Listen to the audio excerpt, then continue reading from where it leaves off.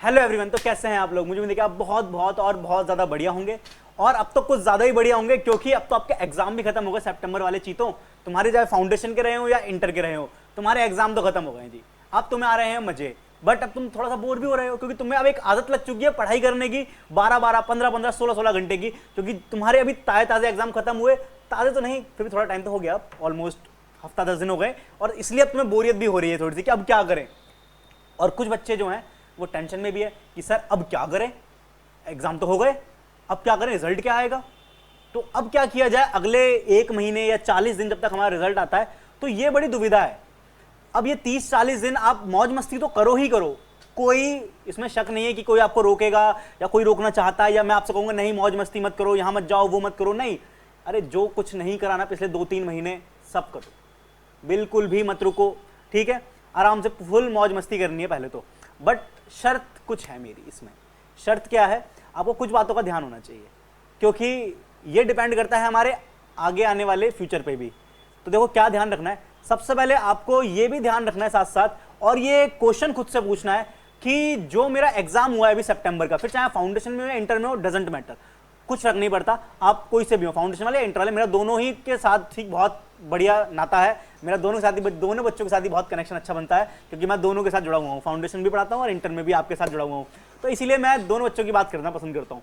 तो अब आपको पहला सवाल ये पूछना है दोनों को कि मेरे जो एग्जाम हुए हैं वो एग्जाम करने के बाद मुझे कैसा फील हो रहा है। ऑब्वियसली एक अच्छा फीलिंग तो आनी चाहिए, एक अच्छी फीलिंग आनी चाहिए, अच्छा फील होना चाहिए, प्लस साथ में ये होना चाहिए कि मैंने जो एग्जाम लिखा ना, क्या उसका रिजल्ट पॉजिटिव आ सकता है या नेगेटिव आ सकता है। इसका जवाब आपको कहीं ना कहीं एक थोड़ा सा डाइसी होकर के मिल तो जाएगा, क्योंकि आपको पता है कि आपने एग्जाम में लिखा क्या, ये किसी को नहीं पता, ये मुझे नहीं पता, ये आपके घर वालों को नहीं पता, या आपके जो अदर बच्चे हैं जो कहीं और से पढ़ते हैं उनके टीचर्स को नहीं पता। तो वो जवाब जो है ना वो सिर्फ आपके पास ही है। आप जो एग्जाम में लिख करके आए हो, तो आपको एक अंदर से एक आइडिया लग जाता है कि यार मैंने ना इतना लिखा है, इतने में इतना मेरा शायद गलत हो सकता है, इतने मेरे मार्क्स बन जाएंगे, तो मेरा इतना इतना नंबर सिक्योर हो जाएगा एक पेपर के अंदर, तो इस तरीके से मेरा काम हो जाएगा। तो अगर ऐसी पॉजिटिव फीलिंग आ रही है कि हाँ पॉजिटिव वाइब है कि हाँ ठीक है मैंने इतना अच्छा करा है, मैंने जो करके आया हूँ मेरे को उसमें फुल कॉन्फिडेंस है, एक्यूरेसी भी है, ऑब्वियसली मैंने मैच तो कर ही लिया हो कहीं ना कहीं से, क्योंकि इतना तो हो ही जाता है, तो इतना एक आइडिया होता है कि ठीक है सेटिस्फेक्शन सा फील हो रहा है, तो कोई दिक्कत नहीं है, तो वेल एंड गुड है।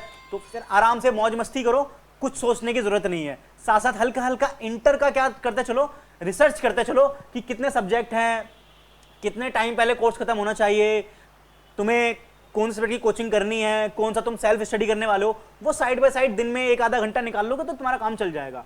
दूसरे टाइप के बच्चे जिनको ये पता ही है कि उनके एग्जाम जितने सोचे थे उतने अच्छे नहीं गए, कोई भी रीजन हो सकता है, पढ़ाई नहीं हो पाई, रिवीजन नहीं हो पाया, कॉन्सेप्चुअल अंडरस्टैंडिंग नहीं हो पाई, क्लास ही खत्म नहीं हुई बहुत से बच्चों की, या टेस्ट नहीं लिखे, या कुछ और प्रॉब्लम, पर्सनल प्रॉब्लम, फैमिली में कोई इशू, या कुछ कहीं जाना पड़ गया, तबीयत खराब हो गई, एनी रीजन कुछ भी हो, डजेंट मैटर।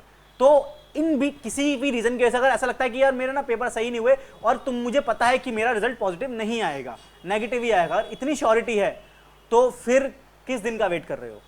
ठीक है एग्जाम खत्म हो गए, मौज मस्ती तुम्हें भी करनी है, रोकेगा कोई नहीं, बट साथ साथ तुम्हें पढ़ाई भी चालू कर देनी है, क्योंकि मौज मस्ती करना तुम सब डिजर्व करते हो। 2-3 महीने तुमने बहुत मेहनत करी है, ये तुम्हारा हक है, ये तुम्हारा राइट है, और ये तुम्हारी फिलहाल तो ड्यूटी भी है, क्योंकि मेंटल हेल्थ और फिजिकल हेल्थ का भी ध्यान रखना, क्योंकि मुझे पता है एग्जाम से पहले के जो 1.5-2 महीने होते हैं उसमें हम पूरा अपने आप को झोंक देते हैं, और उसमें हम ना मेंटल हेल्थ के बारे में सोचते हैं ना फिजिकल हेल्थ के बारे में सोचते हैं, हमारा सारा बिगड़ चुका होता है। तो वो साथ साथ अभी तुम लेकर के चल सकते हो।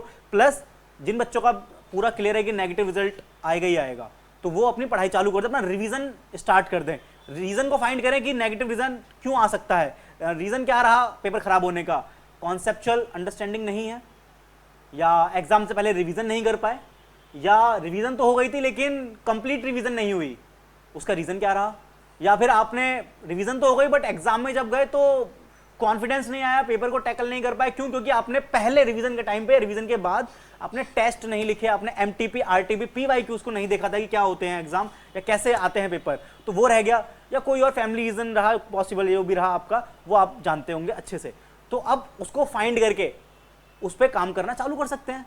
दिन के आप आराम से 2-4 घंटे निकालिए, अपनी पढ़ाई कीजिए, 4-4 घंटे भी डेली पढ़ेंगे तो भी बहुत टाइम है आराम से, क्योंकि देखो आपका कॉम्पिटिशन उनसे नहीं है जिनके एग्जाम खराब हुए, क्योंकि अब तुम्हारा कॉम्पिटिशन उन नए बच्चों से भी जिनका पहला अटेम्प्ट जनवरी अटेम्प्ट होने वाला है। तो कंपटीशन टफ होगा, बढ़ेगा ही, तो तुम्हें अपनी तैयारी पहले से करनी पड़ेगी। तुम्हें एडवांटेज ये रहेगा कि तुमने थोड़ा बहुत शायद पहले पढ़ा होगा। अगर तुम्हें कॉन्सेप्चुअल अंडरस्टैंडिंग नहीं है अभी भी, तो तुम मेहनत करो, और ज़्यादा मेहनत करनी पड़ेगी। और अगर फिर भी डाउट होता है कि तुमसे कॉन्सेप्ट खुद से क्लियर नहीं हो रहे हैं, तो ज़रूर तुम क्लास लेकर के उनको क्लियर कर लो।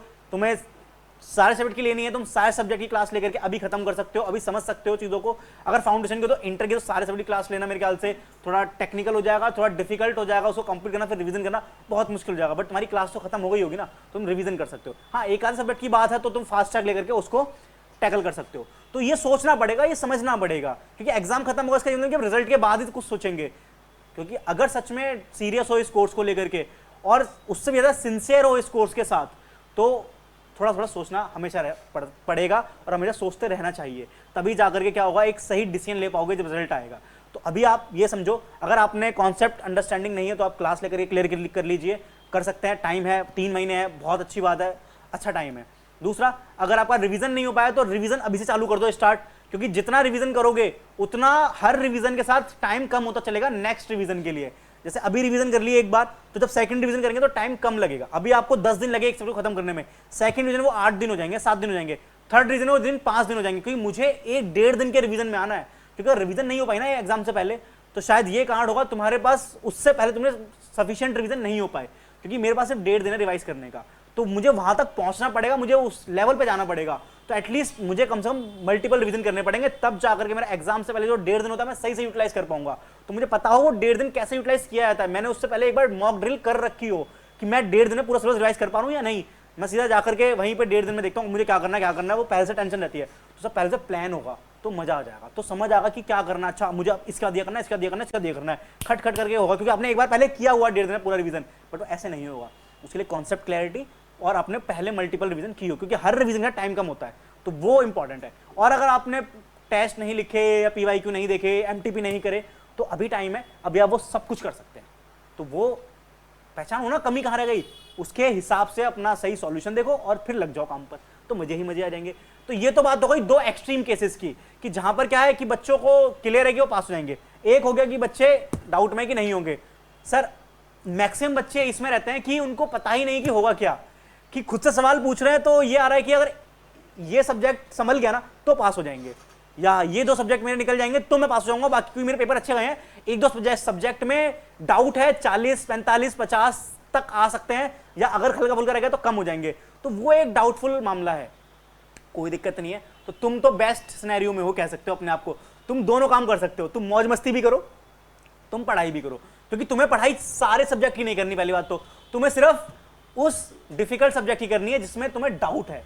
तो तुम क्या करो, अगर बाय चांस खुदा ना खास्ता क्या हो जाए कि रिजल्ट नेगेटिव आ जाए, तो तुम ऐसा ना हो कि तुमने 40 दिन बर्बाद कर दिए। अगर तुम हल्का हल्का रिवीजन उस सब्जेक्ट में करते हो, सिर्फ उस सब्जेक्ट में रिवीजन करते हो, तुम्हें तो दिन के 2 घंटे ही देने हैं, तुम 1.5-2 घंटे हल्का हल्का ही पढ़ते रहे, रिवाइज करते रहे। तो अगर नेगेटिव रिजल्ट आया तो तुम्हारे पास एक बैकअप रहेगा कि तुमने ऑलरेडी रिवाइज उस सब्जेक्ट को कर लिया एक बार, फिर से इस बार अच्छे से। तो अब फिर से दोबारा रेस चालू होगी, तो तुम ऑलरेडी काफी अच्छे से आगे रहोगे, अगर तुमने ये वीडियो देख लिया तो। नहीं तो फिर पीछे रह जाओगे, फिर तुम वहीं से चालू करोगे बाकी बच्चे जैसे करते हैं रिजल्ट के बाद। तो अगर आगे रहना है तो इस वीडियो को देखना है और समझना है और शेयर करना है अपने दोस्तों के साथ, जो तुम्हारे बहुत ही अच्छे दोस्त हैं, जिनको तुम चाहते हो खुद के साथ आगे बढ़ाना, और जिनके साथ तुम खुद आगे बढ़ना चाहते हो, तो उनको उनके साथ जरूर शेयर करना। तो मैं टॉपिक पर वापस आता हूँ कि यहाँ पर हम क्या बात कर रहे थे, कि मैं ये कर सकता हूँ 2 घंटे डेली पढ़ सकता हूँ उस पर्टिकुलर सब्जेक्ट को, प्लस मौज मस्ती साथ साथ चलती रहेगी। सर, मैं ना पढ़ रहा था 40 दिन में पढ़ता रहूंगा और मेरा रिजल्ट पॉजिटिव आ गया, तो अरे ये तो बहुत ही अच्छी बात हो गई, ये कोई बुरी बात है? पढ़ाई कभी बेकार जाती है? पढ़ाई तो बेकार जाती ही नहीं है पहली बात तो। और तुमने रिवाइज कर लिया, अच्छा ही करा ना रिवाइज करके, मजे आ गए, और उसके बाद पास हो गए तो डबल मजा हो गया फिर तो। तुम्हें क्या करना था, तुम साथ साथ 2 घंटे पढ़े अपना जो सब्जेक्ट में डाउट था, प्लस तुम साथ में रिसर्च भी करते ना इंटर की, तो तुम्हारे पास तो काम बहुत ज्यादा है। तुम्हें मौज मस्ती भी करनी है, तुम्हें 1.5-2 घंटे पढ़ना भी, तुम्हें इंटर के बारे में रिसर्च करनी है। तो तुम एक उस सिनेरियो में कि तुम्हारे पास सारे ऑप्शंस खुले हुए हैं, लेकिन ध्यान रखना है कि टाइम वेस्ट ना हो, क्योंकि 1% चांस भी अगर लेकर के चलें कि अगर मान लो कि हो जाए गलती से कि नेगेटिव रिजल्ट आ जाए, फिर क्या करेंगे? फिर 30-40 दिन पीछे हो जाएंगे ना बाकी दोस्तों से। अगर जिन लोगों ने वीडियो देख लिया तो उनसे पीछे नहीं होना, उनके साथ रहना है, उनसे आगे निकलना है। क्योंकि कंपटीशन जैसा बताया, जनवरी वाले बच्चे भी आ रहे हैं तुम्हारे साथ पढ़ने के लिए, इनफैक्ट एग्जाम देने के लिए, तो उनके साथ रहना है, उनसे आगे रहना है। और हमें अपने से मतलब है कि मेरी तैयारी बेस्ट होनी चाहिए एग्जाम वाले दिन, और एग्जाम में मेरी बेस्ट परफॉर्मेंस आनी चाहिए। तो उसके लिए क्या होगा, जितनी ज्यादा हार्ड प्रैक्टिस पहले हो रखी होगी, जितनी ज्यादा अच्छे से प्रैक्टिस पहले हो रखी होगी, रिवीजन हो रखी होगी, उतना ही ज़्यादा बेस्ट परफॉर्मेंस निकल के आएगा तुम्हारा एग्जाम डे वाले दिन। तो ये करना है। तो आई होप मेरा जो मोटिव था इस वीडियो को बनाने का और तुम्हें समझाने का कि एग्जाम तो खत्म हो गए हैं, बट अब हम क्या करें, क्योंकि बहुत से बच्चों को डाउट है। अच्छा, तुम एक काम और ये भी कर सकते हो, साथ साथ कुछ अपने अंदर स्किल डेवलप कर सकते हो, कोई नई स्किल सीख सकते हो, कुछ भी तुम्हारा जो इंटरेस्ट है, किसी को सिंगिंग में, डांसिंग में वो है, तो आप उसमें और अपने आप को क्या करो, पॉलिश करो, अपने आप को और उसमें इंप्रूव करो, इनहांस करो। प्लस किसी को एक्सेल सीखना है, एक्सेल सीखो, काम आएगा आगे जीवन में बहुत ज्यादा। एक्सेल सीख सकते हो, एमएस एक्सेल सीखो, पावर पॉइंट सीखो, ये बहुत इंपॉर्टेंट है, आपको आर्टिकलशिप में बहुत काम आएगा, आपको प्रैक्टिकल वर्ल्ड में जॉब में बहुत काम आएगा, या कुछ भी खुद का करोगे तो वहां पे बहुत काम आएगा। तो ये सब चीज़ देखो ना जरा, तो मजा आएगा फिर। तो ये सब हमें करना है कि नहीं करना है? बिल्कुल करना है। तो ये सब आप कर सकते हो, लेकिन ये सब कौन करेगा? जिसको ये क्लियर है कि वो पास हो जाएगा, जिसको ये डाउट है कि उसको 1% वाला, और जिसका एक क्लियर है कि अभी मेरा रिजल्ट नेगेटिव होगा, तो उसको तो सिर्फ अपनी पढ़ाई करनी है और बाकी माइंड रिलैक्स रख के बाकी चीज़ें थोड़ा बहुत करते रहना है। तो ये है मेन पर्पज़ मेरा इस वीडियो को बनाने का। तो आई होप आपको समझ आई होगी कि मैं क्या कहना चाह रहा हूँ, और मेरी बात दिल से सीधे आपके दिल तक पहुंची होगी, और ज़रूर आप इसको फॉलो करेंगे और जल्दी से जल्दी इंटर में मुझसे मुलाकात करेंगे। चलिए, मैं मिलता हूँ आपसे नेक्स्ट वीडियो में, तब तक के लिए बहुत बहुत धन्यवाद।